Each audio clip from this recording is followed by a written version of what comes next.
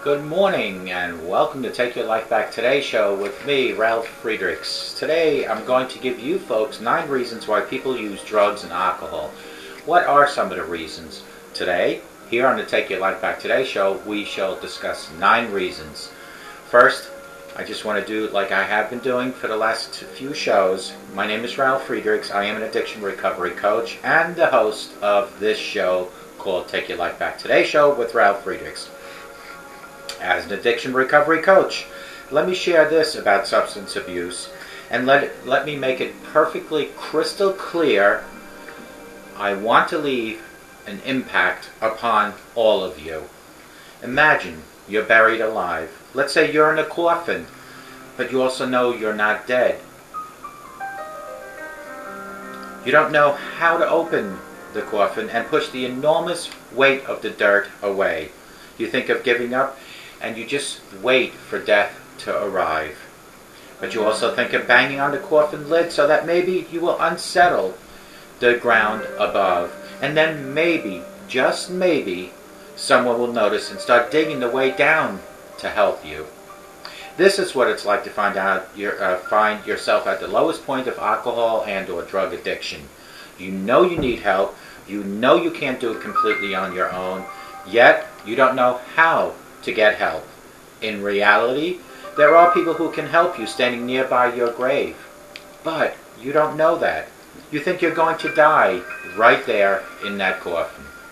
Usually, though, people don't think of death when they are habitually using drugs. In order to feed an addiction, you have to be great at repressing the fear of death. I often ask you, my audience, did it ever cross your mind when you were abusing drugs and alcohol that you might OD? With this, I leave you one other thought. Don't be that person in the coffin banging on the lid for someone to hear you. Do yourselves a favor. Call the Take Your Life Back Today show at 844-405-HELP, and I, the host, Ralf Friedrichs, will help you take your life back before your life is gone. Folks, remember, a sober today, I promise you, will give you a better tomorrow. Let's start today with our new lives. Let's give a shout out to Larry Geis from the Geis Academy at 516-485-2741. He is an addiction recovery coach, a life coach. He, like myself, tell you all the time, it doesn't matter where you have been. What does matter is where you are going, folks. Make the phone call to Larry Geis at 516-485-2741. Let Larry Geis help you take your life back. Give a shout out to globalayeglasses.com, where they are focused on saving you money, folks. Over 1,200 frames. Mixed are men's, ladies, and children's. Full plastic and metal frames, half plastic and metal frames, and no frame at all. Now, as far as the lenses, you have bifocals with a line, whether it's straight line or round line. You have progressives, which are otherwise known as invisible bifocals. You can have plastic lenses, you can have polycarbonate lenses, you can have high index lenses, which makes the lenses thinner. You can have transition lenses, which is when it changes indoor-outdoors, as does photochromatic. You can have polarized lenses or tinted lenses. Polarized enhances the color, tint just shades you from the sun. You can have UV 400 coating. You can have anti-reflecting coating for night driving. Folks, this is all available at a fraction of the cost of a freestanding brick and mortar store within your neighborhood at globalayeglasses.com, because they are focused on saving you money.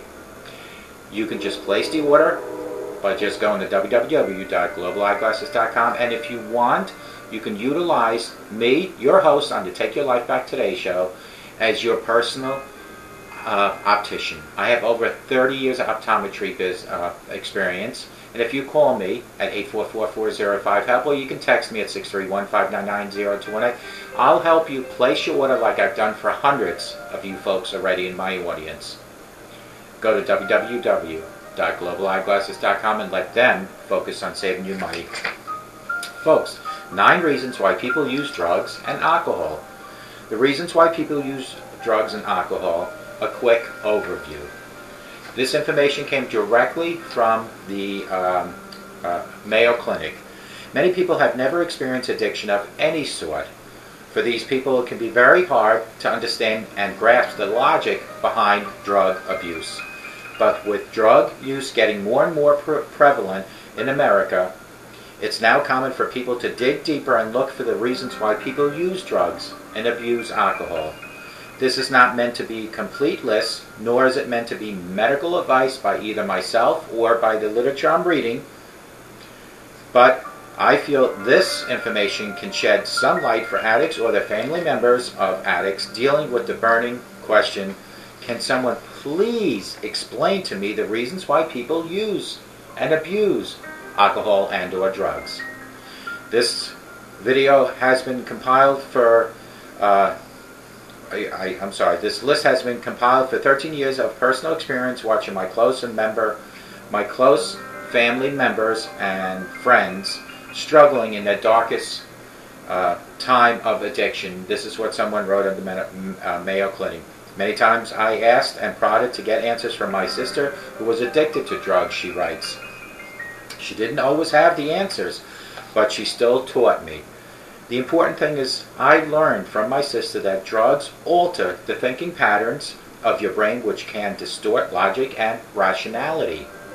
Therefore, an addict may not fully understand what a sober person can understand. So most of my analysis came from observing her behaviors, she wrote. So here are some of the 9 reasons from the Mayo Clinic of why people abuse, use alcohol and or drugs. Number 1, people suffering from anxiety, bipolar disorder, depression, or other mental illnesses use drugs and alcohol to ease their suffering. Mental illness is such a burden for some people, they will try just about anything to relieve the pain. Drugs and or alcohol can temporarily make that person feel normal again, like they remember feeling in the past. Mental illness is scary for the individual experiencing it, so they are afraid to go to the doctor or a family member for help and instead turn to drugs and or alcohol to try and solve the problem on their own. Number 1 was people suffering from anxiety, bipolar disorder, depression, or other mental illnesses use drugs and alcohol to ease their suffering. Number 2, people see family members, friends, role models, or entertainers using drugs and or alcohol and rationalize that they can also do it because that's what they see other people doing it. As teenagers and young adults, it's very easy to think that drug and alcohol use can be handled and controlled, especially if there are others they know doing the same thing. It can become easy to rationalize, like, hey, my friend's been doing it for a couple years now, and he or she seems fine to me. Entertainment and music is full of drug references and can add to the rationalization that drug use is okay sometimes. Individuals with family history of drug and alcohol abuse are far more likely to develop an addiction than an individual with no family background of the addiction. Number 3, people become bored and think drugs will help. Boredom is a big factor in drug abuse and in teens and young adults. People on the age bracket generally don't have bills, jobs, or other stresses that go along with adulthood. So it's easy to become bored and want to try something new and exciting, so they turn to drugs and or alcohol. Drug use is often thought as a way to escape the mundane world and enter the altered reality. Number 4, people think drugs will help relieve stress. Our modern world is full of new strains and stresses that humans have never experienced in the past.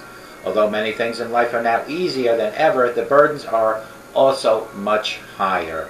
Simply having a family, maintaining a household, and holding a job are huge stress factors. Some drugs are viewed as means of relaxation, a way to calm the storm in your mind. Although drugs can be very effective at doing that, they can be serious side effects and can cause addiction. Number 5, people figure if a drug is prescribed by a doctor, it's must be okay to use. Wrong. It is easy for an individual to rationalize using a drug because it came from a doctor. The thinking goes like, this was prescribed to someone I know for the same problem I am having, so it makes it okay and it should work for me. The dangerous part about this rationalization is that it can lead to mixing of drugs, overdose, unintended side effects, and or dependency.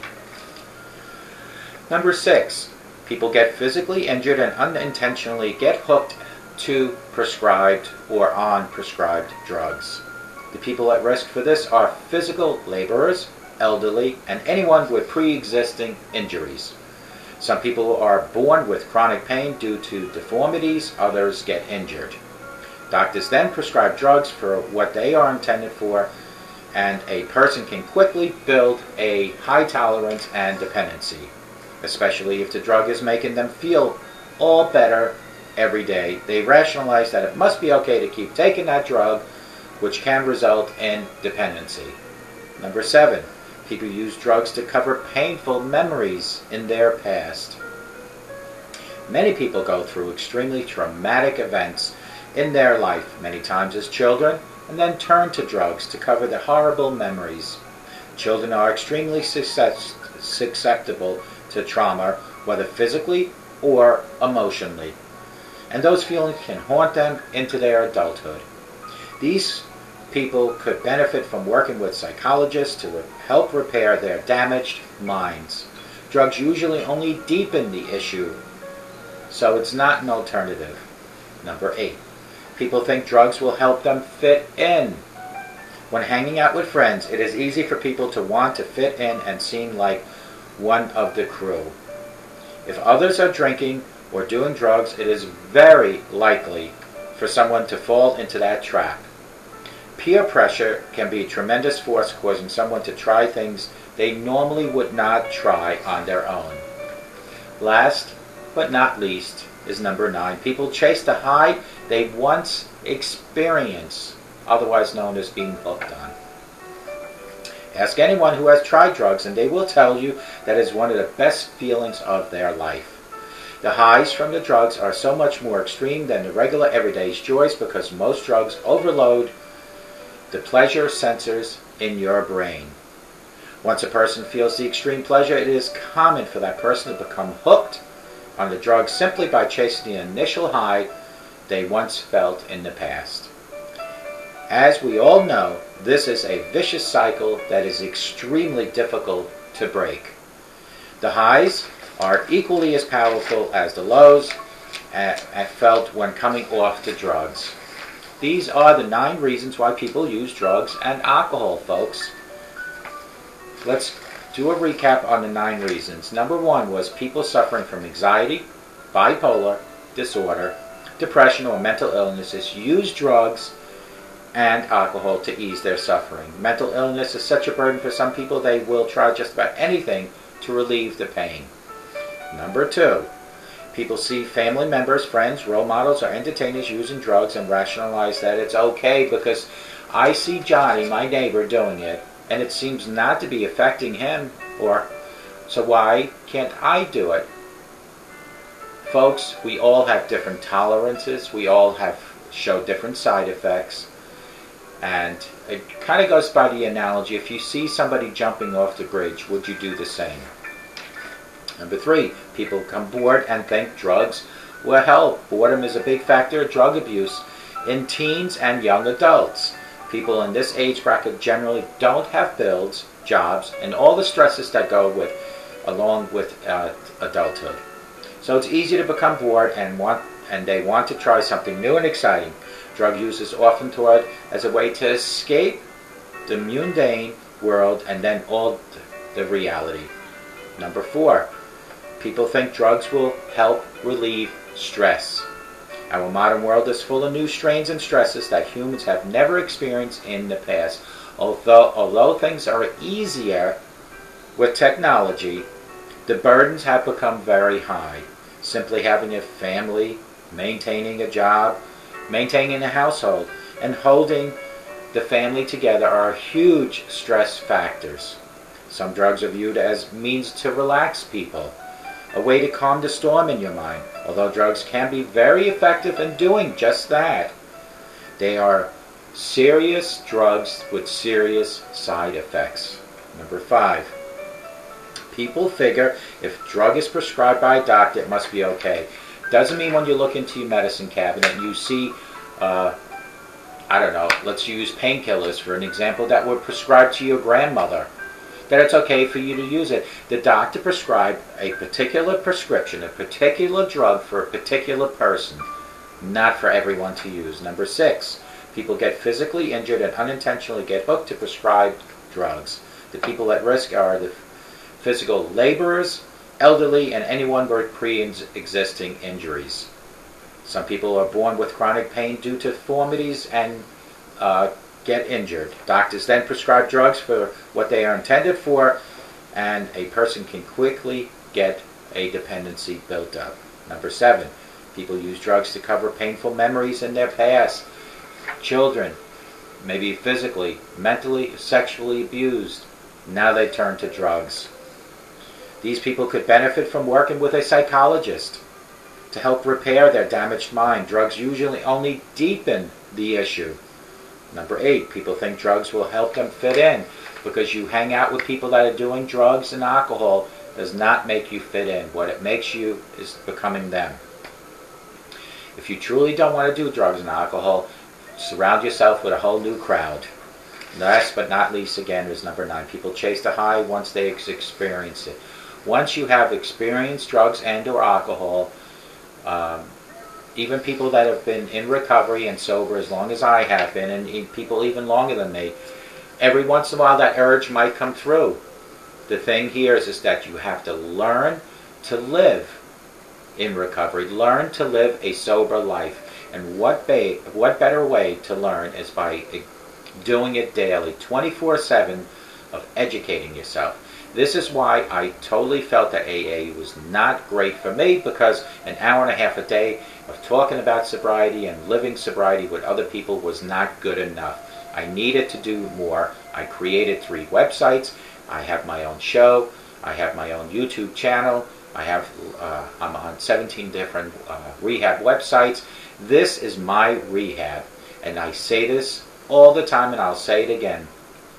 2 people that can get help out of each and every show I do, I am very happy.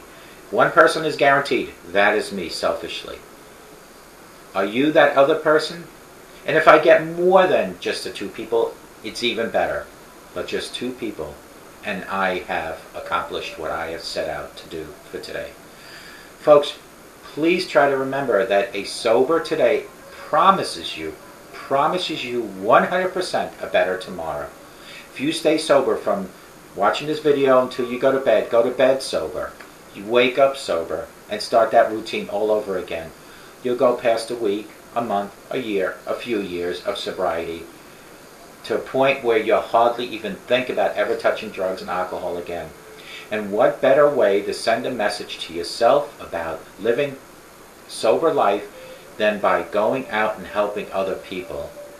There are always people that could use your advice on your experiences as a sober person. Folks, I constantly try to give my advice to people, not advice that I read out of a book, but my advice from my own life of sobriety. I realize there are people out there that might relapse. I had. Before I finally stayed sober for quite some time, I relapsed over and over and over again. The thing is that I didn't have my mind set. I didn't have a goal. I didn't have a plan to reach my goal. Now I have had that. Now I'm successful living life of sobriety. Folks, if you start thinking positive in life, all the positivity around you will be absorbed by you, and you will have positive results. Stay away from the negativity, and you'll have a positive life. Teach your children to say no to drugs and alcohol. Lead by example. You are the hero. You are the role model. Do everything possible to teach them not to drink, not to smoke, and use profanity. Teach them to love, to show respect, show compassion, and all the good things that go with being a good human. Lead by example. Folks, I hope to God, no matter where you are watching me, that you have the best day of your life, but I always hope and I always pray that you all in my audience have a best rest of your life as a sober person. In other words, have a sober rest of your life, and may God bless you.